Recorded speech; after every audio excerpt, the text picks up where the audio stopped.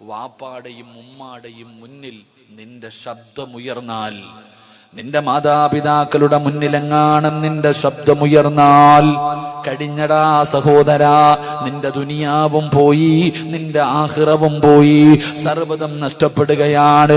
എന്റെ പ്രിയപ്പെട്ടവരെ, നബി സല്ലല്ലാഹു അലൈഹി വസല്ലമ തങ്ങൾ അവിടെന്ന് പറഞ്ഞു, സ്വഹാബാ,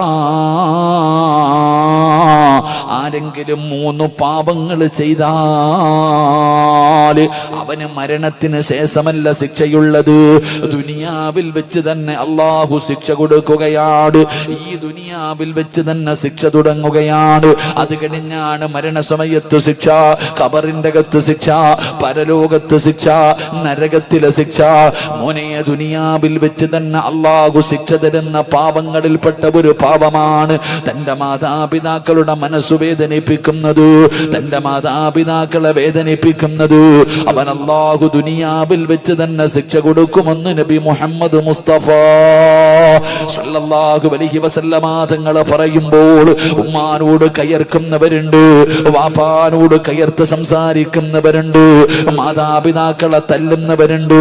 ഈ സദസ്സിലിരിക്കുന്ന വിദ്യാർത്ഥികളോട് ഞാൻ പറയുകയാ, ചെറിയ കുട്ടികളുണ്ടല്ലോ, പടച്ചവനെ, ഉമ്മാനോട് കയർത്തു സംസാരിക്കുന്ന മക്കളുണ്ടല്ലോ, എടാ ചെറുപ്പക്കാരാ, ഉമ്മാന്റെ മുന്നിൽ നിന്റെ ശബ്ദമുയർത്തരുത്, ഉമ്മാടെ മുന്നിൽ നിന്റെ ശബ്ദമുയർത്തരുത്. ഉമ്മ ഒരു സ്ഥലത്ത് പോകണ്ട എന്ന് പറഞ്ഞാ പോകരുത്, വാപ്പ ഒരു സ്ഥലത്തേക്ക് പോകണ്ടെന്ന് പറഞ്ഞാ പോകരുത്. അത് എവിടേക്കാണെങ്കിലും പോകണ്ട. ഉസ്താദേ, പോയാൽ എന്തു ചെയ്യും? ഉമ്മ പറഞ്ഞു കളിക്കാൻ പോകണ്ട, ഫുട്ബോൾ കളി കാണാൻ പോകണ്ട, കറങ്ങാൻ പോകണ്ട, ടൂറിന് പോകണ്ട. ഉമ്മ പോകണ്ട എന്ന് പറഞ്ഞാ പിന്നെ നീ പോകരുത്. അപ്പോ നീ ചോദിക്കും, ഉസ്താദേ, പോയാൽ എന്ത് സംഭവിക്കും? മോനെ, നിനക്കൊക്കെ ഞാനൊരു ചരിത്രം പറയാ. ഈ സദസ്സിലിരിക്കുന്ന ചെറിയ വിദ്യാർത്ഥികളുണ്ടല്ലോ, ചെറുപ്പക്കാരുണ്ടല്ലോ, എന്റെ പ്രിയപ്പെട്ട പെൺകുട്ടികളുണ്ടല്ലോ, നിങ്ങൾക്ക് ഞാനൊരു ചരിത്രം പറഞ്ഞു തരാ. ഉമ്മ പറയുന്നത് അനുസരിക്കാത്തവർക്ക് റബ്ബ് കൊടുത്ത ഒരു ചരിത്രം പറയാ. എന്റെ പ്രിയപ്പെട്ട ചെറുപ്പക്കാരാ, നിന്നെ പോലെ ഫദിൽ എന്ന് പറയുന്ന ഒരു ചെറുപ്പക്കാരൻ ജീവിച്ചിരുന്നു. അല്ലാഹുവേ, വാപ്പ മരണപ്പെട്ടു പോയി, ഉമ്മ മാത്രമേ ഉള്ളൂ. ഫദിൽ എന്ന് പറയുന്ന ഒരു ചെറുപ്പക്കാരൻ നിന്നെ പോലെ യുവത്വത്തിന്റെ നടുവിൽ നടന്ന ചെറുപ്പക്കാരനാണ്. അവസാനം ഫദിൽ എന്ന് പറയുന്ന ചെറുപ്പക്കാരനോട് കൂട്ടുകാര് മുഴുവനും പറഞ്ഞു, ഫദിലേ, ഞങ്ങളെല്ലാവരും കൂടെ മക്കത്ത് പോകാൻ തീരുമാനിച്ചു, ഞങ്ങളെല്ലാവരും ഉംറയ്ക്ക് പോകുകയാണ്, നീ ഞങ്ങളുടെ കൂടെ വരുന്നോ ഫദിലേ? ഫദിൽ എന്ന് പറയുന്ന ചെറുപ്പക്കാരൻ പറഞ്ഞു, ഞാൻ എൻ്റെ ഉമ്മാനോട് ചോദിച്ചിട്ട് പറയാം, ഞാൻ എൻ്റെ ഉമ്മയോട് ചോദിച്ചിട്ട് പറയാ. ഫദിൽ എന്ന് പറയുന്ന ചെറുപ്പക്കാരൻ വീട്ടിലേക്ക് ഓടി വന്നിട്ട് തന്റെ പ്രിയപ്പെട്ട മാതാവിനോട് അവിടെ നിന്ന് ചോദിക്കുന്ന, ഉമ്മാ, കൂട്ടുകാര് മുഴുവനും മക്കത്ത് പോവുകയാ, ഞാനും കൂടെ പോകട്ടെ ഉമ്മ? ഉംറ ചെയ്യണമെന്ന് വല്ലാത്ത ആഗ്രഹമുണ്ടുമ്മ. ഫദിൽ എന്ന് പറയുന്ന ചെറുപ്പക്കാരനോട് ഉമ്മ പറഞ്ഞു, എന്റെ പൊന്നുമകന് പോകണ്ട, നീ പോയാ എനിക്കാരുമില്ലല്ലോ, എന്നെ ആരാണ് നോക്കുന്നത്? അതുകൊണ്ട് എന്റെ മോൻ പോകണ്ട, പിന്നീടൊരു സമയത്ത് പോകാമെന്ന് ഉമ്മ എവിടെ നിന്ന് പറയുകയാണ്. ഫളിലിന് വല്ലാത്ത വിഷമമുണ്ടായി, പക്ഷേ അവിടെ നിന്ന് കാണിച്ചില്ല. കൂട്ടുകാരുടെ മുന്നിൽ പോയിട്ട് പറഞ്ഞു, എന്റെ ഉമ്മ എനിക്ക് അനുവാദം തന്നില്ല, കൂട്ടുകാര് കളിയാക്കുകയാ, കള്ളു കുടിക്കാനും വ്യഭിചരിക്കാനും ഒന്നുമല്ലടാ നിന്നെ വിളിച്ചത്, മക്കത്ത് പോയിട്ട് ഉംറ ചെയ്യുന്നതിന് വേണ്ടിയാണ്, ഇതിനു പോലും നിന്റെ ഉമ്മ അനുവാദം തരുന്നില്ലല്ലോ. കൂട്ടുകാര് മുഴുവനും അവിടെ നിന്ന് കുത്തുവാക്കോ പറയുകയാണ്. അവര് പറഞ്ഞു, നീ വരുന്നെങ്കിൽ വാടാ എന്ന് പറഞ്ഞിട്ട് കൂട്ടുകാര് മുഴുവനും പോകുകയാണ്. ഫദിൽ എന്ന് പറയുന്ന ചെറുപ്പക്കാരൻ തന്റെ വീട്ടിലേക്ക് കടന്നു വന്നു. രണ്ടാമതും ചോദിച്ചു, ഉമ്മാ, എല്ലാവരും മക്കത്ത് പോകുന്നു, ഞാനും കൂടെ പോകട്ടെ ഉമ്മ? ഉമ്മ പറഞ്ഞു, നിന്നോട് പോകണ്ട എന്നാണ് ഞാൻ പറഞ്ഞത്. പക്ഷേ ഫദിലിന് ഇഷ്ടപ്പെട്ടില്ല. വീടിന്റെ അകത്ത് കടന്നു ചെന്നു. അവിടെ നിന്ന് ചിന്തിച്ചു, അല്ലാ, വ്യഭിചരിക്കാനോ കള്ളുകുടിക്കാനോ കറങ്ങാനോ അല്ല, മക്കത്ത് പോകുന്നത് ഉംറ ചെയ്യാനാണല്ലോ. അതൊരു നല്ല കാര്യമാണല്ലോ. എന്തിനാ ഉമ്മയുടെ അനുവാദം എന്തിനാണ്? ഫദിൽ എന്ന് പറയുന്ന ചെറുപ്പക്കാരൻ പെട്ടെന്ന് തന്റെ സാധനങ്ങൾ മുഴുവനും എടുത്ത് വീടിന്റെ വെളിയിലേക്ക് ഇറങ്ങുമ്പോ ഉമ്മ പറഞ്ഞു, മോനെ ഫദിലേ, പോകല്ലേടാ മോനെ, മോനെ ഉമ്മാടെ വാക്ക് കേൾക്കാതെ ഇറങ്ങി പോകല്ലേ. ഫദിൽ എന്ന് പറയുന്ന ചെറുപ്പക്കാരനോട് കരഞ്ഞു വിളിച്ചുകൊണ്ട് തന്റെ മാതാവ് പറയുകയാ. പക്ഷേ യുവത്വത്തിന്റെ നടുവിലൂടെ നടന്നു പോയ ഫദിൽ കേട്ട് അതുപോലും കാണിച്ചില്ല. അവിടെ നിന്ന് ഇറങ്ങി പോവുകയാണ്. പടച്ചവനെ ചെന്ന് നോക്കുമ്പോൾ തന്റെ കൂട്ടുകാര് മുഴുവനും യാത്ര തുടങ്ങിയിരിക്കുകയാണ്. അവസാനം ഫദിൽ ഒറ്റയ്ക്കാണ് നടന്നു പോകുന്നത്. അവസാനമല്ലാ മനസ്സിന്റെ ഉള്ളിൽ വല്ലാത്ത പ്രയാസമായി, മനസ്സിന്റെ ഉള്ളിൽ വല്ലാത്ത വേദന. കൂട്ടുകാരാണെങ്കിൽ പോകുകയും ചെയ്തു. ഉമ്മാനെ വേദനിപ്പിച്ചിട്ടാണ് ഇറങ്ങി വന്നത്. സമാധാനമില്ല, സമാധാനമില്ല. അവസാനം ഫദിൽ എന്ന് പറയുന്ന ചെറുപ്പക്കാരനൊരു പള്ളി കണ്ടു. നിസ്കരിച്ചാ സമാധാനം കിട്ടുമല്ലോ. ഉളുവെടുത്തു പള്ളിക്കകത്ത് കയറി 2 റക്അത്ത് നമസ്കരിച്ചു. നമസ്കാരം കഴിഞ്ഞ് വെളിയിലിറങ്ങുമ്പോ സുബ്ഹാനല്ലാഹ്, നാട്ടുകാര് വന്ന് പിടിച്ചു കെട്ടുകയാ. എന്തേ കാരണമെന്നറിയുമോ? ആ നാട്ടില് വലിയ ഒരു വലിയ മോഷണം നടന്നു. കള്ളനോടി വന്നത് പള്ളിയുടെ ഭാഗത്തേക്കാണ്. യഥാർത്ഥത്തിൽ കള്ളനോടി രക്ഷപ്പെട്ടു. അവര് വിചാരിച്ചു ഫളിലാണ് കള്ളനെന്ന്. എന്നിട്ട് വരുന്നവനും പോകുന്നവനും എല്ലാം തല്ലുകയാണ്. എല്ലാവരും ഫളിലിനെ തല്ലുകയാണ്. എന്നിട്ട് പടച്ചവനെ കൊടുത്ത ശിക്ഷ എന്തെന്നറിയോ? ഇനി ഒരിക്കലും ഇവനെ മോഷ്ടിക്കാൻ പാടില്ല. അവന്റെ കൈ 2 വെട്ടിമുറിച്ചു, 2 കാലുകളെ വെട്ടിമുറിച്ചു, 2 കണ്ണും ചൂടുന്നെടുത്തു. ഒറ്റ ദിവസം കൊണ്ട് സർവ്വതും പോയി. എന്നിട്ട് എല്ലാവരും കള്ള എന്ന് പറഞ്ഞ് കളിയാക്കുമ്പോ ഫദിൽ വിളിച്ചു പറഞ്ഞു, എന്നെ കള്ള എന്ന് വിളിക്കല്ലേ. എന്റെ ഉമ്മയുടെ വാക്ക് കേൾക്കാത്തതിന് അള്ളാഹു എനിക്ക് തന്ന ശിക്ഷയാ. ഫദിൽ എന്ന് പറയുന്ന ചെറുപ്പക്കാരൻ കിടന്ന് കരയുകയാണ്. അവസാനം കൈയില്ലാതെ കാലില്ലാതെ കണ്ണില്ലാതെ ഫദിലിനെ കൊണ്ടുവന്ന് തെരുവിൽ വലിച്ചെറിഞ്ഞിരിക്കുകയാണ്. അവസാനം അവിടെ കിടന്ന് രക്തത്തിൽ കിടന്ന് കുളിച്ചുകൊണ്ട് നിലവിളിക്കുകയാണ്, അല്ലാഹുവേ, എന്റെ ദുനിയാവും ആഖിറവും പോയല്ലോ അല്ലാ. അല്ലാഹുവേ, എന്റെ ആഖിറവും നഷ്ടപ്പെടുത്തല്ലേ തമ്പുരാരെ. എനിക്ക് മരിക്കുന്നതിന് മുമ്പ് എന്റെ ഉമ്മാനോട് എനിക്കൊന്ന് പൊരുത്തം ചോദിക്കണം തമ്പുരാരെ. തെരുവിൽ കിടന്ന് യാചിക്കുകയാണ്. വഴിയിലൂടെ പോകുന്ന യാത്രക്കാരോട് ഫളിൽ യാചിക്കുന്നു, അല്ലാഹുവിനെ ഓർത്തിട്ട് എന്റെ ഉമ്മാടെ മുന്നിൽ എന്നെയൊന്ന് കൊണ്ടുപോകുവോ? ഒന്ന് പൊരുത്തം ചോദിക്കാനാ, ഒന്ന് പൊരുത്തം ചോദിക്കാനാ. അവസാനം തെരുവിൽ കിടന്ന് യാചിക്കുന്നത് കണ്ടപ്പോ ഏതോ യാത്രക്കാര് പറഞ്ഞ അടയാളം വെച്ചൊരു വീടിന്റെ മുന്നിൽ കൊണ്ടുവച്ചു. വീടിന്റെ കവാടം തുറന്നൊരു പ്രായമുള്ള ഉമ്മ ഇറങ്ങി വന്നു. അല്ലാ, അവര് ചോദിച്ചു, ഉമ്മ, ഈ കിടക്കുന്ന ചെറുപ്പക്കാരനെ അറിയുമോ ഉമ്മ? പടച്ചവനെ, ഉമ്മ നോക്കുമ്പോ മനസ്സിലാകുന്നില്ല. കൈയില്ല, കാണില്ല, കാലില്ല, രക്തത്തിൽ കുളിച്ചിട്ട് ഒന്നും അറിയുന്നില്ല, ആരാണെന്ന് പോലും അറിയുന്നില്ല. ഉമ്മ പറഞ്ഞു, എനിക്കറിയില്ല, എനിക്ക് മനസ്സിലാകുന്നില്ല. ആ ഉമ്മാടെ ശബ്ദമങ്ങ് കേൾക്കുമ്പോ ഫദിൽ എന്ന് പറയുന്ന ചെറുപ്പക്കാരന് മനസ്സിലായി അത് തന്റെ ഉമ്മയാണെന്ന്. അവിടെ നിന്ന് വിളിക്കുന്ന ഉമ്മ, ഉമ്മ ഞാനാ ഉമ്മ, ഉമ്മാടെ പൊന്നുമകന് ഫളിലാണുമ്മ. ഉമ്മാടെ വാക്ക് കേൾക്കാതെ ഇറങ്ങിപ്പോയതിന് അല്ലാഹു എനിക്ക് തന്ന ശിക്ഷയാണുമ്മ. അവിടെ നിന്ന് പൊട്ടിക്കരഞ്ഞുകൊണ്ട് നിലവിളിച്ചുകൊണ്ട് പറഞ്ഞു എന്ന് ചരിത്രം പറയുമ്പോ ഇനി പറയടാ, കള്ള് കുടിക്കാൻ പോയതല്ല, വ്യഭിചരിക്കാൻ പോയതല്ല, ഫുട്ബോൾ കളി കാണാൻ പോയതല്ല, സിനിമാ തിയേറ്ററിൽ പോയതല്ല, കൂട്ടുകാരുടെ കൂടെ ഊട്ടിയിലും കൊടൈക്കനാലിലും പോയതല്ല. മോനെ, മക്കത്ത് പോകുന്നത് നല്ല കാര്യമല്ലേ? ഉംറയ്ക്ക് പോകുന്നത് നല്ല കാര്യമല്ലേ? പക്ഷേ ഉമ്മ പോകണ്ട എന്ന് പറഞ്ഞ പോയ ഒരു മകൻ അല്ലാഹു ദുനിയാവിൽ വെച്ച് കൊടുത്ത ശിക്ഷ ഇതാണെന്ന് ചരിത്രം പറഞ്ഞു തരുമ്പോ ഉമ്മാനെ വിറപ്പിക്കുന്ന മക്കള്, മാതാപിതാക്കളുടെ മുന്നിൽ കിടന്ന് വാഴ്ന്നു പറയുന്ന മക്കള്, എന്റെ പ്രിയപ്പെട്ടവരെ, നിങ്ങൾ അവരുടെ മനസ്സു വേദനിപ്പിക്കരുത്. അതുകൊണ്ട് മഹാനായ റസൂലുള്ളാഹി തങ്ങൾ പറയുകയാണ്, ഹാരിസത്ത് ബിൻ നുഅ്മാൻ എന്ന് പറയുന്ന ചെറുപ്പക്കാരന്റെ ജീവിതത്തിലുണ്ടായിരുന്ന രണ്ടാമത്തെ ഗുണമെന്തെന്നറിയോ? ഉമ്മാടെ മുന്നിൽ ശബ്ദമുയർത്താത്ത മകനാ. മൂന്നാമതായിട്ട് അല്ലാഹുവിന്റെ പ്രവാചകൻ അവിടെന്ന് പറഞ്ഞു, ആയിഷ, അല്ലാഹുവിന്റെ റസൂൽ അവിടെന്ന് പറഞ്ഞു, മൂന്നാമത്തെ സ്വഭാവം എന്തെന്നറിയോ? തന്റെ ഉമ്മാനെ കാണാൻ ആരെങ്കിലും വീട്ടിൽ വന്നു കഴിഞ്ഞാൽ, തന്റെ ഉമ്മാനെ കാണാൻ ആരെങ്കിലും വീട്ടിൽ വന്നു കഴിഞ്ഞാൽ അവരിറങ്ങി പോകുമ്പോ കൂടെ ഇറങ്ങി പോകും. ഉമ്മാനെ കാണാൻ വന്നിട്ട് പോകുന്നവരുടെ പുറകെ നടന്നു പോകും. എന്നിട്ട് കയ്യിൽ പിടിച്ച് ചോദിക്കും, ഉമ്മ വല്ല പരാതിയും പറഞ്ഞോ? എന്റെ ഉമ്മ വല്ല പരാതിയും പറഞ്ഞോ? എന്റെ ഉമ്മാന് വീട്ടിൽ വല്ലതും കുറവുണ്ടോ? ഉമ്മ ഒന്നും എന്നോട് പറയാറില്ല, ഉമ്മ എന്നോടൊന്നും പറയാറില്ല. എന്റെ ഉമ്മ വല്ല പരാതിയും പറഞ്ഞെങ്കിൽ പറ, മരിക്കുന്നതിന് മുമ്പ് ചെയ്തു കൊടുക്കാനാ. എന്റെ ഉമ്മ മരിക്കുന്നതിന് മുമ്പ് എനിക്കത് ചെയ്തു കൊടുക്കാനാണ്.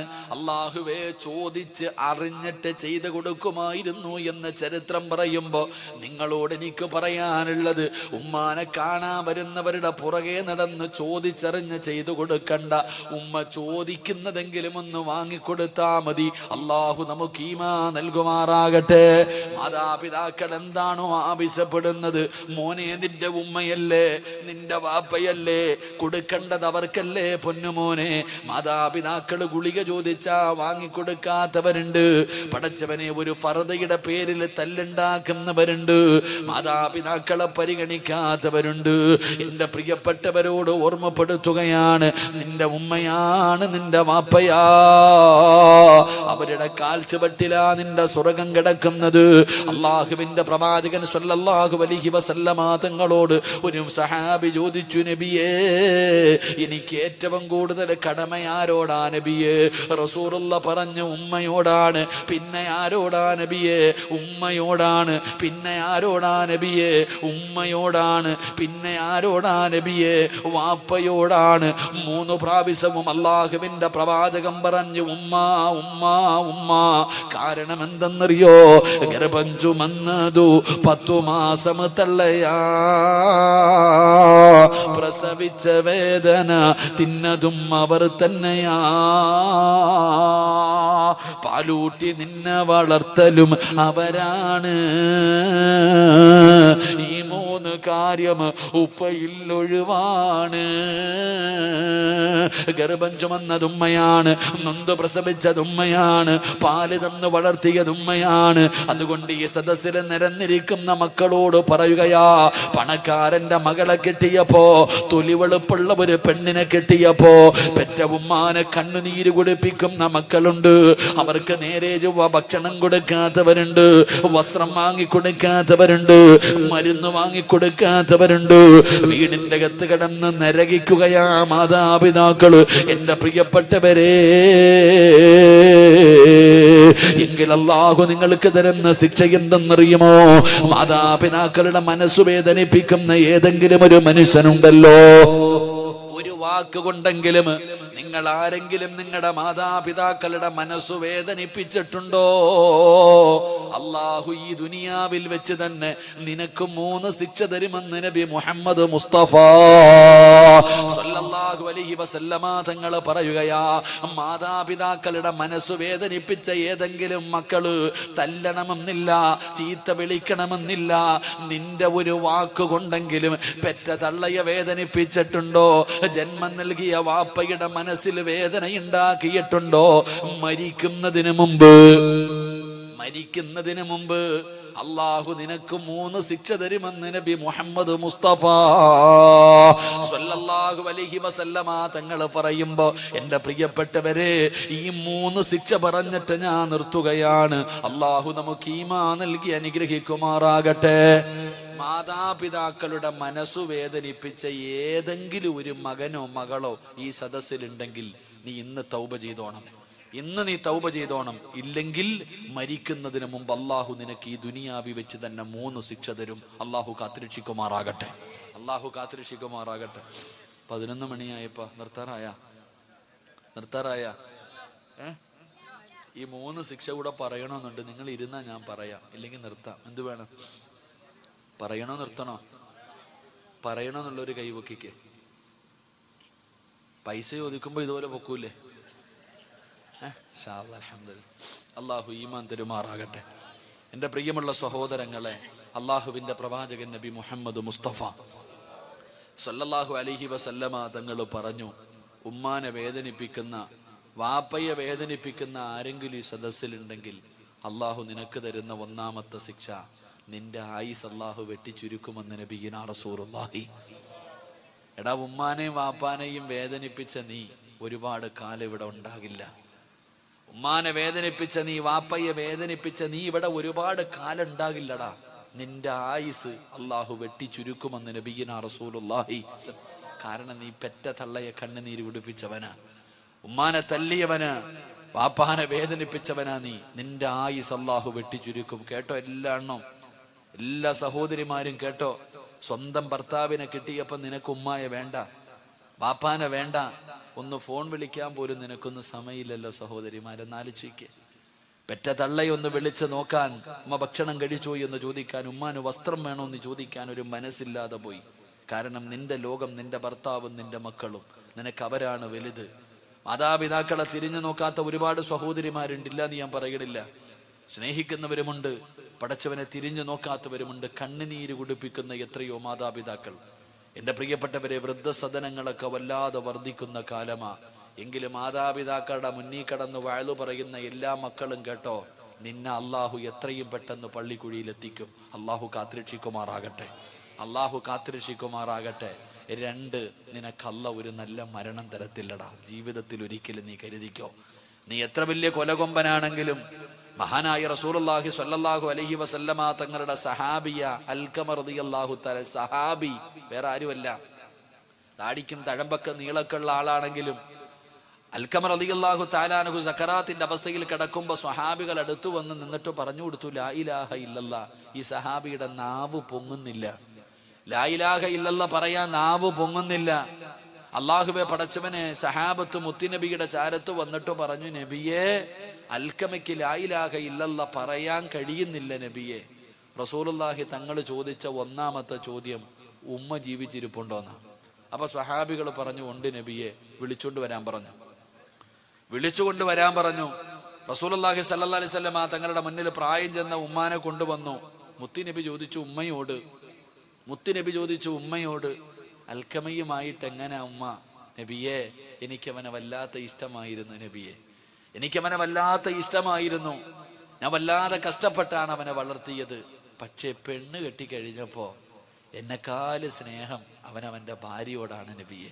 വല്ലാത്ത മറുപടി. റസൂലുള്ളാഹി തങ്ങളോട് പറഞ്ഞ, നബിയെ, അവൻ എന്നെക്കാലും വലുത് അവന്റെ പെണ്ണും പിള്ളയാ. അവൻ എന്നോടത് കാണിക്കാൻ പാടുണ്ടോ? ഞാൻ അവൻ ഇത്രയും കഷ്ടപ്പെട്ട് വളർത്തിയതല്ലേ നബിയെ. പരിരങ്ങന. എന്റെ പ്രിയപ്പെട്ടവരെ, റസൂലുള്ളാഹി സ്വല്ലല്ലാഹി അലൈഹി വസല്ലം തങ്ങളോട് പറഞ്ഞു, അവൻ എന്നെക്കാളും അവന്റെ ഭാര്യയെ സ്നേഹിക്കുന്ന നബി. ചരിത്രം പറയുക, തെറ്റിദ്ധാരണയായിരുന്നു എന്നാ പറയണേ. ഉമ്മയുടെ തെറ്റിദ്ധാരണയായിരുന്നു. അള്ളാഹുവിന്റെ റസൂൽ സല്ലല്ലാഹു അലൈഹി വസല്ലം തങ്ങൾ പറഞ്ഞു, ഉമ്മ സക്കറാത്തിന്റെ അവസ്ഥയിൽ കിടക്കുക, ലാ ഇലാഹ ഇല്ലല്ലാ പറയാൻ പറ്റുന്നില്ല ഉമ്മ, ഒന്ന് പൊരുത്തപ്പെട്ടു കൊടുക്ക്. ഇല്ല നബിയെ, എനിക്ക് മറക്കാൻ പറ്റുമോ? ഞാൻ അവനെ അത്രയ്ക്കും കഷ്ടപ്പെട്ട് വളർത്തിയത്, അവൻ എന്നോട് ഇങ്ങനെ ചെയ്യാൻ പാടുണ്ടോ? ഞാൻ പൊരുത്തപ്പെടില്ല. മുത്തുനബി പിന്നെയും പറഞ്ഞു, പെടൂല നബിയെ. പിന്നെയും പറഞ്ഞു, പൊരുത്തപ്പെടും. ഇല്ല നബിയെ. റസൂലുള്ളാഹി തങ്ങൾ പറഞ്ഞു, സഹാബ കത്തിച്ചളഞ്ഞേക്കാൻ പറഞ്ഞു. തന്റെ പൊന്നാര മകനെ കത്തിക്കാൻ പറഞ്ഞപ്പോ ആ ഉമ്മയ്ക്ക് സഹിച്ചില്ല. ആ ഉമ്മ പറഞ്ഞു, നബിയെ, വേണ്ട നബിയെ, അവൻ എത്ര ദ്രോഹം ചെയ്താലും അവൻ എൻ്റെ മോനല്ലേ. അതാ ഉമ്മ. ഞാൻ ഈ അടുത്തൊരു വീട്ടിൽ ബാലിന് പോയപ്പോ, ഭക്ഷണം കഴിക്കാൻ പോയപ്പോ, മക്കളെല്ലാവരും കൂടെ എന്നോട് പറഞ്ഞു, ഉസ്താദെ ഞങ്ങളുടെ ഉമ്മയ്ക്ക് ക്യാൻസറാ ഉസ്താദെ, ഉമ്മയ്ക്ക് അറിയില്ല, ഞങ്ങളുടെ ഉമ്മയ്ക്ക് ക്യാൻസറാ, ഞങ്ങളുടെ ഉമ്മയ്ക്ക് അറിയില്ല ക്യാൻസറാ, വയറുവേദനയാണെന്നാ ഞങ്ങളൊക്കെ പറഞ്ഞിരിക്കുന്നത്. ഉസ്താദ് ദുആ ചെയ്യണം ഉമ്മയ്ക്ക് വേണ്ടി, പേരൊന്നും പറയരുത്, ഉമ്മയ്ക്ക് അറിയില്ല, ഉമ്മയ്ക്ക് അറിഞ്ഞ മനസ്സ് വേദനിക്കുമെന്ന് കരുതിയിട്ട് ഞങ്ങൾ ആരും പറഞ്ഞിട്ടില്ല. അങ്ങനെ മക്കൾ ഉമ്മാനെ കുറിച്ച് പറഞ്ഞു. എനിക്ക് വലിയ സന്തോഷമായി, നല്ല മക്കൾ. അവസാനം ഇറങ്ങാൻ സമയമായപ്പോൾ ഞാൻ പറഞ്ഞ ഉമ്മാനെ എനിക്കൊന്ന് കാണണം. അങ്ങനെ അവരെന്നെ ഉമ്മാടെ മുന്നിൽ കൊണ്ടുവച്ചപ്പോൾ ഉമ്മ പറഞ്ഞു, മക്കളോടൊക്കെ പറഞ്ഞു പുറത്തു പോകാൻ, എല്ലാവരോടും പറഞ്ഞു പുറത്തു പോകാം. മക്കളൊക്കെ ഇറങ്ങിപ്പോയി. ഉസ്താദെ ആ വാതിലൊന്ന് അടയ്ക്കോ? ഞാൻ വാതിലടച്ചു. എന്നെ അടുത്ത് വിളിച്ചിരുത്തിയിട്ട് പറഞ്ഞു, ഉസ്താദെ എനിക്ക് ക്യാൻസർ ആണെന്ന് എനിക്കറിയാം. എൻ്റെ മക്കൾ അറിയുന്നതിന് മുമ്പേ ഡോക്ടർ എന്നോട് ആദ്യം പറഞ്ഞത് എനിക്ക് ക്യാൻസർ ആണെന്ന്. പക്ഷേ എൻ്റെ മക്കൾ കരുതിയിരിക്കുന്നത് എനിക്കറിയില്ല എന്നാണ്. പക്ഷെ ഉസ്താദ് അവരോട് പറയരുത്, എനിക്കറിയാമെന്ന് എൻ്റെ മക്കൾ അറിഞ്ഞാൽ എൻ്റെ മക്കൾക്ക് സഹിക്കൂല ഉസ്താദെ, പറയരുത്. അതാ ഉമ്മ. അല്ലാഹുവേ പടച്ചവനെ, നിങ്ങളൊക്കെ ഞാൻ ഈ അടുത്ത് നടന്നൊരു സംഭവം. നമ്മുടെ ഉമ്മ ആരെന്നറിയോ? പഠിക്കു സഹോദര. എടാ വയറ്റിൽ ഗർഭിണിയാ. ഹോസ്പിറ്റലിൽ കൊണ്ടുപോയപ്പോൾ ഡോക്ടർ പറഞ്ഞു, ഈ കുഞ്ഞിനെ അങ്ങ് കളഞ്ഞേക്കാം, ഈ കുഞ്ഞിനെ കളയാം, പ്രസവിച്ച ഈ പെണ്ണ് മരിക്കാൻ വരെ സാധ്യതയുണ്ട്. ഭർത്താവിനോട് പറഞ്ഞു കൊടുത്തു, വയറിൽ കിടക്കുന്ന കുഞ്ഞിനെ നമുക്ക് ഉപേക്ഷിക്കാം, ഇല്ലെങ്കിൽ ഈ പെണ്ണ് തന്നെ മരിച്ചു പോകും. ഡോക്ടർ ഭർത്താവിനോട് പറഞ്ഞപ്പോ ഭാര്യ ഡോക്ടറോട് ചോദിച്ച ചോദ്യം എന്തെന്നറിയോ? എന്റെ കുഞ്ഞിന് വല്ല കുഴപ്പമുണ്ടോ ഉസ്താദെന്ന് ഡോക്ടറോട് ചോദിക്കുക. എന്റെ കുഞ്ഞിന് വല്ല കുഴപ്പമുണ്ട്? എനിക്കെന്ത് വന്നാലും കുഴപ്പമില്ല, എന്റെ കുഞ്ഞിനൊന്നും. അതാ ഉമ്മ, അതാ ഉമ്മ. പക്ഷെ നമുക്കതിന്റെ വില അറിയില്ല സഹോദര. കെട്ടിയ പെണ്ണിനെ കിട്ടുമ്പോ എടാ ചങ്ങാതി, ജീവിതം എന്ന് പറഞ്ഞാൽ അങ്ങനെ. ചില ഭർത്താക്കന്മാരുണ്ട്, ലാ യദ്ഖുലൂനൽ ജന്ന, ഒരിക്കലും അവൻ സ്വർഗത്തിൽ കിടക്കില്ല എന്ന് നബി മുഹമ്മദ് മുസ്തഫ പറ. നബി മുഹമ്മദ് മുസ്തഫ. ഈ സദസ്സിൽ ഇരിക്കുന്ന ചില ആണുങ്ങളുണ്ട്, അവൻ ഒരു കാലത്തും അള്ളാന്റെ സ്വർഗത്തിൽ കയറൂല. അള്ളാഹു കാത്തിരക്ഷിക്കുമാറാകട്ടെ, അള്ളാഹു കാത്തിരക്ഷിക്കുമാറാകട്ടെ. ആരാന്ന് പറഞ്ഞിരട്ടെ? ഒരു കാലത്തും സ്വർഗത്തിൽ പോകാത്ത ഒരു ഭർത്താവിനെ ഞാൻ പറഞ്ഞിരട്ടെ. വേണോ വേണ്ടേ? വേണോ വേണ്ടേ? നീ പെണ്ണ് കെട്ടിയിട്ടില്ലല്ലോടാ. ഒരിക്കലും സ്വർഗത്തിൽ കിടക്കാത്ത ഒരു ഭർത്താവുണ്ട്. ആരെന്നറിയോ? പെണ്ണും പിള്ളയുടെ വാക്ക് കേൾക്കുന്നവൻ, പെണ്ണും പിള്ളയുടെ ഭാര്യയുടെ അടിമയായി കഴിയുന്ന ഭർത്താവ്, അവൻ ഒരിക്കലും സ്വർഗത്തിൽ കയറില്ലെന്ന് നബി മുഹമ്മദ് മുസ്തഫ. എൻ്റെ പ്രിയപ്പെട്ട സഹോദരങ്ങളെ, സത്യമല്ലേ? ചില ആണുങ്ങളുണ്ട് ഉസ്താദെ, ഒരു സൈഡിൽ ഉമ്മ, ഒരു സൈഡിൽ ഭാര്യ. ആണുങ്ങൾ പെണ്ണുങ്ങളൊക്കെ പ്രസവ വേദനയെ കുറിച്ച് വാഴ്ന്നു പറയും. അതിനേക്കാളും വലിയ വേദനയാണ് ഞങ്ങൾ അനുഭവിക്കും. നിങ്ങൾക്കറിയോ? ചില വീടുകളിൽ പടച്ചവനെ വൈകുന്നേരം ജോലി കഴിഞ്ഞ് കഷ്ടപ്പെട്ട് വീട്ടിലേക്ക് കയറി ചെല്ലുമ്പോ ഉമ്മ, എടാ നിന്റെ പെണ്ണുമ്പിള്ള ഉണ്ടല്ലോടാ, അങ്ങനാടാ ഇങ്ങനാടാ. അള്ളാഹുവേ, ഒരു സൈഡിൽ നിന്ന് ഉമ്മ അങ്ങ് തുടങ്ങും. എന്തെങ്കിലും പറയാൻ പറ്റുമോ? ഉമ്മയല്ലേ, മിണ്ടാതെ നിന്ന് കേൾക്കും. അത് കഴിഞ്ഞിട്ട് എങ്ങനെയെങ്കിലും ചോറ് ഉണ്ണാതെ ബെഡ്റൂമിൽ പോയി കിടക്കാൻ വേണ്ടി അങ്ങോട്ട് കയറുമ്പോ ആമിന അവിടെ നിന്ന് തുടങ്ങും. നിങ്ങളുടെ തള്ളയുണ്ടല്ലോ, അള്ളാഹു അലിച്ചേക്കപ്പ. അവിടെ നിന്ന് അവൾ അങ്ങോട്ട് വാഴ്ന്നു തുടങ്ങും. ഈ പാവപ്പെട്ടവൻ ഇരുന്ന് ഉരുക. പടച്ചനെ എന്താ ചെയ്യാ? ഒരു സൈലക്ക ശൈത്താനും കടലിൽ നടക്കണം എന്ന് പറയണ പോലെ ചില ഗാനങ്ങൾ. എൻ്റെ പ്രിയപ്പെട്ടവരോട് പറയുകയാ സഹോദര, അള്ളാഹു രണ്ട് ചെവി തന്നിരിക്കുന്ന എന്തിനെന്നറിയോ? രണ്ട് ചെവി അള്ളാഹു തന്നിരിക്കുന്നത് ഒന്ന് കേൾക്കാനും ഒന്ന് കളയാനുവാ. അതാ ജീവിതം. നീ വൈകിട്ട് വീട്ടിലേക്ക് കയറി വരുമ്പോ നിന്റെ ഉമ്മ നിന്റെ ഭാര്യയെ കുറിച്ച് 100 കണക്കിന് പരാതി പറയും. എല്ലാം ഒരു ചെവിയിലൂടെ കേട്ട് ആവശ്യമുള്ളത് ഹൃദയത്തിൽ ഇറക്കുക, ബാക്കിയൊക്കെ കളയുക. അത് കഴിഞ്ഞ് ബെഡ്റൂമിൽ ചെല്ലുമ്പോൾ ഭാര്യ നിന്റെ ഉമ്മാനെ കുറിച്ച് 100 പരാതി പറയും. അതും കേൾക്കുക, ആവശ്യമുള്ളത് എടുക്കുക, അല്ലാത്തത് കളയുക. അള്ളാഹു ഈമാൻ തരുമാറാകട്ടെ. അള്ളാഹു നിനക്ക് അയ്യൂബ് നബിയുടെ പ്രതിഫലം തരുമെന്ന് നബി മുഹമ്മദ് മുസ്തഫ. ഭാര്യയുടെ ഇതൊക്കെ ഇങ്ങനെ സഹിക്കുന്ന ഭർത്താവിന് അള്ളാഹു അയ്യൂബ് നബിയുടെ പ്രതിഫലം കൊടുക്കുമെന്ന. പക്ഷേ എൻ്റെ പ്രിയപ്പെട്ടവരെ, നിങ്ങൾ ചിന്തിച്ചു നോക്ക്. പല വീടുകളിലും എൻ്റെ മക്കളോട്, എൻ്റെ സഹോദരങ്ങളോട് പറയാ, എടാ പെണ്ണെന്തും പറയും, നീ അത് ചെയ്യരുത്. നീ ഒരാണാ, നിന്റെ ഉമ്മയാത്, നിന്റെ വാപ്പയാത്. കെട്ടിയ പെണ്ണെന്തും നിന്നോട് പറയും. നീ ആലോചിച്ച് നോക്ക്. അള്ളാഹുവെ പടച്ചവനെ, നമ്മുടെ വാപ്പ, നമ്മുടെ ഉമ്മ രോഗം പിടിച്ചവർ വീടിന്റെ അകത്ത് കിടന്നൊന്ന് മൂത്രമൊഴിച്ച, ഒന്ന് കാഷ്ടിച്ച, അള്ളാഹുവേ, ഭാര്യ എന്തെല്ലാം പറയും, ഭാര്യ എന്തെല്ലാം പറയും. നീ ചിന്തിച്ചു നോക്ക്. ബോധമുള്ള ഒരു ഉമ്മ കട്ടിലിൽ കിടന്ന് മൂത്രമൊഴിക്കോ? ഒരല്പമെങ്കിലും ബോധമുള്ള ഒരാള് ബെഡ്റൂമിന്റെ അകത്ത് കിടന്ന് വിസർജിക്കുവോ? തന്റെ വീടിന്റെ അകത്ത് തുപ്പോ? തുപ്പില്ല. ബോധമുള്ളവർ ചെയ്യില്ല. പക്ഷെ രോഗം പിടിച്ച് ഓർമ്മയില്ലാതെ കിടക്കുന്ന നിന്റെ ഉമ്മ ഒന്ന് മൂത്രമൊഴിച്ചാ, ഒന്ന് കാഷ്ടിച്ചാ, ഭാര്യ വന്നിട്ട് പറയും, നിങ്ങളുടെ ഉപ്പാടെ ഉമ്മാടെ ഈ മൂത്രവും കാഷ്ടവും വാരാ എനിക്ക് വയ്യ, എവിടെങ്കിലും കൊണ്ടുപോയി കള മനുഷ്യ. അല്ലാഹുവേ, ഈ പെണ്ണിങ്ങനെ പറയുമ്പോ ആ പെണ്ണിന്റെ വാക്ക് കേട്ടിട്ട് നേരെ ചെന്നിട്ട് ഉപ്പാടെ മുന്നിൽ കിടന്ന് ചാടുന്ന മക്കളുണ്ട്. ഉമ്മാടെ മുന്നിൽ കിടന്നുകൊണ്ട് ഉമ്മാനെ തല്ലുന്ന മക്കളുണ്ട്. എങ്ങനെ കഴിയുന്ന സഹോദര നിനക്ക്? നീ ഇത്രയും കരുണയില്ലാത്തവനായി പോയോടാ. എടാ, ഉമ്മ മൂത്രം ഒഴിച്ചാൽ കഴുകിയ വൃത്തിയാകുമല്ലോ. ഉമ്മാടെ മൂത്രമല്ലേ, ഉപ്പാടെ കാഷ്ടമല്ലേ. നിന്റെ ഉമ്മ ഒന്ന് വീടിന്റെ അകത്ത് തുപ്പിയ കഴുകടാ, തുടച്ചുകളാ, പൂവല്ലോ. എന്ത് നീ നമ്മളെ കുറിച്ച് ചിന്തിക്കാത്തത് എന്തേ? നിന്റെ ഉമ്മ ബെഡ്റൂമിന്റെ അകത്തുനിന്ന് മൂത്രം ഒഴിച്ചാൽ നിനക്ക് പറ്റണില്ല, നീ എവിടെ കിടന്നാടാ മൂത്രം ഒഴിച്ചേ? ചെറുപ്രായത്തിൽ നിന്റെ ഉമ്മ നിന്നെ ഇങ്ങനെ പൊക്കിയെടുത്തപ്പോ ആ ഉമ്മാടെ ശരീരത്തിലല്ലേ നീ ഒരുപാട് മൂത്രം ഒഴിച്ചത്? നിങ്ങൾ മൂത്രം ഒഴിച്ചല്ലോ, കാഷ്ടിച്ചല്ലോ, ഉമ്മാടെ മുഖത്ത് നമ്മൾ തുപ്പിയിട്ടുണ്ടല്ലോ, ഛർദിച്ചിട്ടുണ്ടല്ലോ. ഉമ്മ എവിടെങ്കിലും പോകാൻ ഒരുങ്ങി കെട്ടി നല്ല വസ്ത്രം ഇട്ടുകൊണ്ട് നിൽക്കണ സമയത്ത് കയറിയിട്ട് മൂത്രം ഒഴിക്കും, കാഷ്ടിക്കും, ഉമ്മാടെ മുഖത്ത് ഛർദിക്കും. എന്നാലും എൻ്റെ മോനേന്ന് കെട്ടിപ്പിടിച്ചിട്ടല്ലേ ഉള്ള ആ പാവം, എടുത്ത് തറയിൽ കളഞ്ഞില്ലല്ലോ, നിന്നെ ഒന്നും കൊന്നു കളഞ്ഞില്ലല്ലോടാ. അത്രയും സ്നേഹിച്ച ഉമ്മാനെ ഉപ്പാനെ നിനക്കിന്ന് അധികം പറ്റി ഒരു തൊലിവെളുപ്പുള്ളവൾ എന്തെങ്കിലും പറയുമ്പോ നീ അവരെ തല്ലാൻ നിൽക്ക, അവരെ കണ്ണുനീര് കുടിക്ക. ഒരു പെണ്ണിന്റെ വാക്ക് കേട്ടിട്ട് നീ പട്ടിണിക്കിട്ടിരിക്ക. എൻ്റെ പ്രിയപ്പെട്ട സഹോദരിമാരൊക്കെ നല്ലതുപോലെ കേട്ടോ, സ്വന്തം ഉമ്മാനെയും ഉപ്പാനെയും തിരിഞ്ഞു നോക്കാത്ത എല്ലാ പെണ്ണുങ്ങളും കേട്ടോ, നിനക്ക് അല്ലാഹു ഒരു നല്ല മരണം തരത്തില്ലടി ഒരിക്കലും. ഈ ലോകത്ത് നിന്ന് യാത്ര പറയുന്ന സമയം ആര് ലാ ഇലാഹ ഇല്ലല്ലാഹ് പറഞ്ഞു തന്നാലും പറയാൻ നിന്റെ നാവ് പൊങ്ങത്തില്ലെന്ന് നബി മുഹമ്മദ് മുസ്തഫ. ഉറക്കെ പറ നബി മുഹമ്മദ് മുസ്തഫ. ദുനിയാവിൽ അല്ലാഹു തരുന്ന മൂന്നാമത്തെ ശിക്ഷ എന്തെന്നറിയോ? ഉമ്മാനെ ചീത്ത വിളിച്ചവനെ, ഉമ്മാനെ തല്ലാൻ കൈപൊക്കിയവനെ, ഉമ്മയുടെ മനസ്സ് വേദനിപ്പിച്ചവനെ നീ എഴുതി വെച്ചോ, നീ എഴുതി വെച്ചോ. ഉറങ്ങുന്നവൻ നല്ലതുപോലെ കേട്ടോ, അല്ലാഹു നിനക്ക് ദുനിയാവിൽ തരുന്ന മൂന്നാമത്തെ ശിക്ഷ, നിന്റെ ഉപ്പാനെയോ നിന്റെ ഉമ്മാനെയോ നീ വേദനിപ്പിച്ചിട്ടുണ്ടെങ്കിൽ, ചീത്ത വിളിച്ചിട്ടുണ്ടെങ്കിൽ, അവരെ കണ്ണുനീര് കുടിപ്പിച്ചിട്ടുണ്ടെങ്കിൽ, നീ അവരെ തല്ലാൻ കൈപൊക്കിയിട്ടുണ്ടെങ്കിൽ, മോനെ, നിന്റെ മക്കളും മരിക്കുന്നതിന് മുമ്പ് നിന്നോടത് തിരിച്ചു ചെയ്യുമെന്ന് ആദരവായ പ്രവാചകൻ നബി മുഹമ്മദ് മുസ്തഫ. നീ എവിടെ കൊണ്ട് പഠിപ്പിച്ചാലും നിന്റെ ഉമ്മാനെ തല്ലാൻ നിന്റെ കൈപൊക്കിയിട്ടുണ്ടെങ്കിൽ, നീ എത്ര സ്നേഹിക്കുന്ന മകനാണെങ്കിലും ഒരിക്കൽ നിന്റെ നേരെ കൈപൊക്കിയിരിക്കും. എഴുതി വെച്ചോ. നിന്റെ ഉപ്പയെയും നിന്റെ ഉമ്മയെയും നീ പട്ടിണിക്കിട്ടിട്ടുണ്ടോ? സത്യമായിട്ടും നിന്റെ മാതാപിതാക്കളെ പട്ടിണിക്കിട്ട നിന്നെ നിന്റെ മക്കൾ വിടുവടാ. തിരിഞ്ഞു നോക്കാത്ത ഒരു കാലം, അതിന്റെ വേദന നീ മരിക്കുന്നതിന് മുമ്പ് അനുഭവിക്കും. ഇന്ന് ഭർത്താവിനെ കിട്ടിയപ്പോ വീടിന്റെ അകത്ത് കിടന്ന് നിനക്ക് വേണ്ടി ജീവിച്ച നിന്റെ ഉമ്മാനെ നീ തിരിഞ്ഞു നോക്കുന്നില്ല. വളർത്തിക്കോ നിന്റെ മോളെയും. നാളെ നിന്റെ ഗതിയും ഇതാ, നാളെ നിന്റെ ഗതിയും ഇതാ. എന്റെ പ്രിയപ്പെട്ടവരെ, നീ മരിക്കുന്നതിന് മുമ്പ് നിന്റെ മക്കൾ ഇത് നിന്നോട് തിരിച്ചു ചെയ്യും. അപ്പം നിനക്കറിയാം നിന്റെ ഉമ്മയുടെ മനസ്സ് വേദനിച്ചതിന്റെ വേദന നീയും അനുഭവിക്കും. അള്ളാഹു കാത്തിരക്ഷിക്കുമാറാകട്ടെ, അള്ളാഹു കാത്തിരക്ഷിക്കുമാറാകട്ടെ. അള്ളാഹു സുബ്ഹാനഹു വ തആല, അള്ളാഹുവേ, ഞങ്ങളൊക്കെ ഞങ്ങളുടെ ഉമ്മമാരോട് എന്തെങ്കിലും ചെയ്തു പോയിട്ടുണ്ടെങ്കിൽ നീ പൊറുത്തു തരണേ അല്ലാഹുവേ, നീ പൊരുത്തപ്പെട്ട് തരണേ പടച്ചോനെ. ഞങ്ങളുടെ ഉമ്മാടെയും വാപ്പാടെയും പൊരുത്തം നീ ഞങ്ങൾക്ക് നൽകണേ തമ്പുരാനെ. അള്ളാഹു സ്വീകരിക്കുമാറാകട്ടെ. ഞാൻ വെറുതെ പറഞ്ഞതല്ല, ഞാൻ എൻ്റെ അനുഭവം കൊണ്ട് പറഞ്ഞതാ.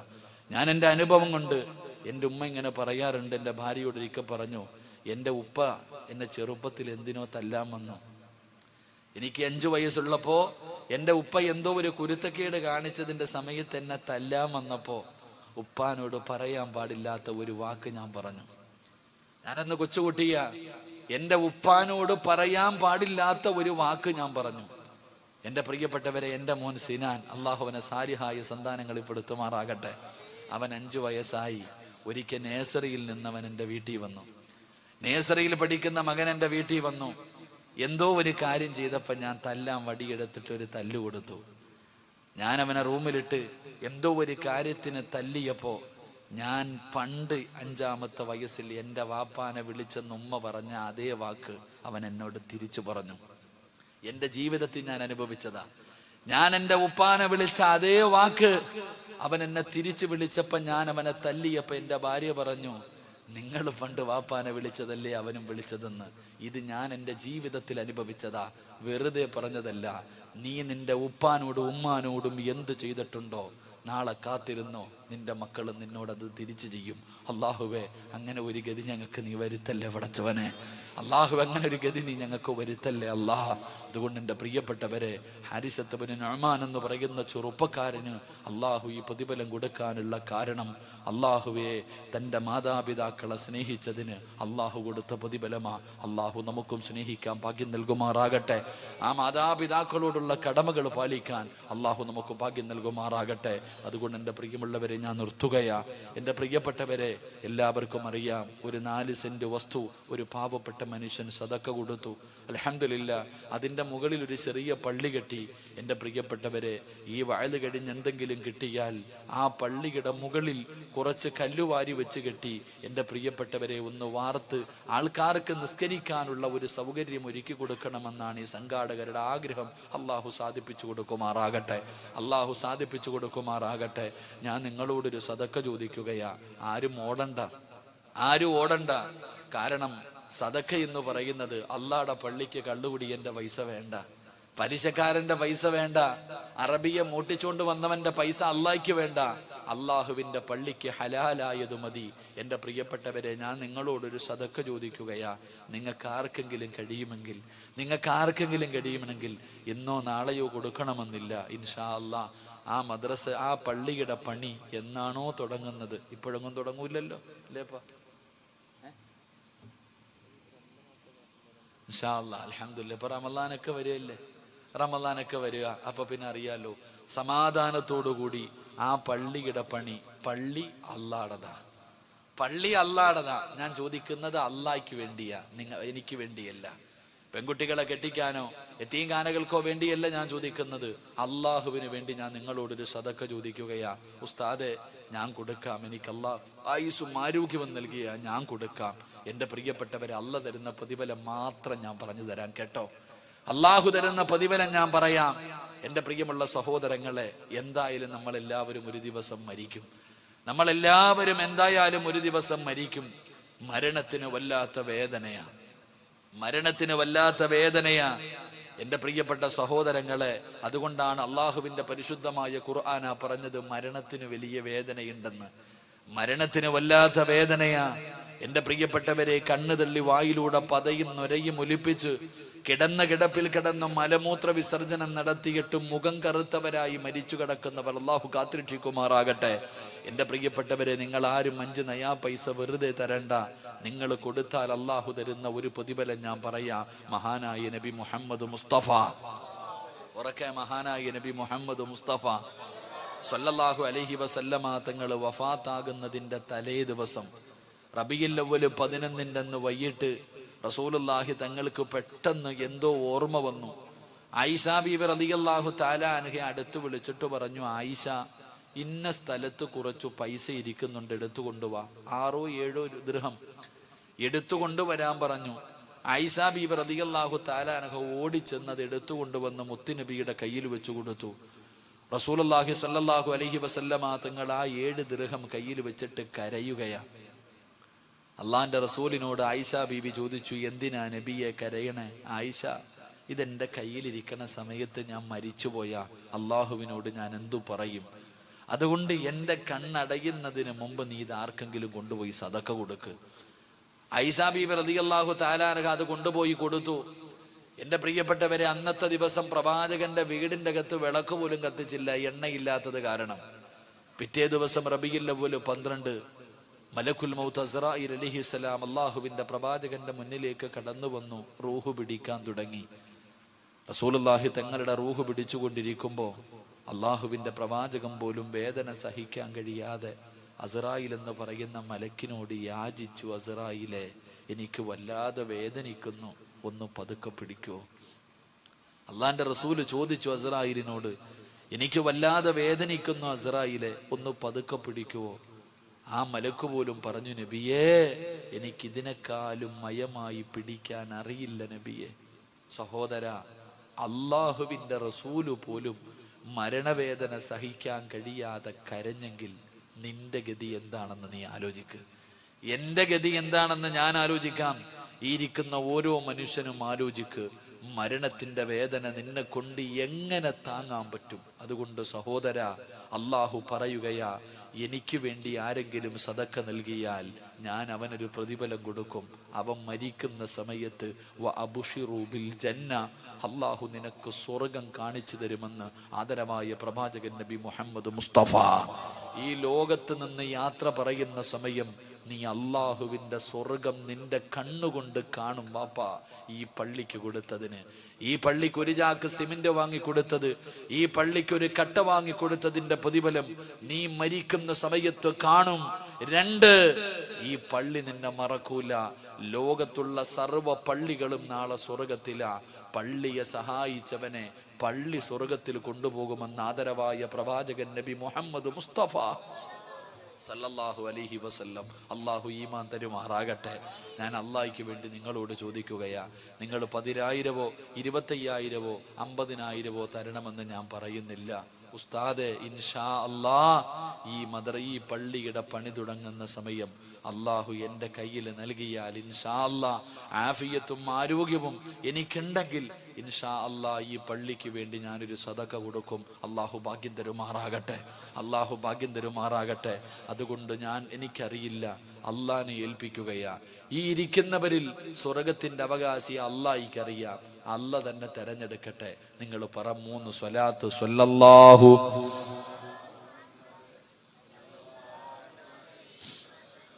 സല്ലല്ലാഹു അലാ മുഹമ്മദ് സല്ലല്ലാഹു അലൈഹി വസല്ലം. അല്ലാഹുമ്മ സല്ലി അലാ മുഹമ്മദ് യാ റബ്ബി സല്ലി അലൈഹി വസല്ലം.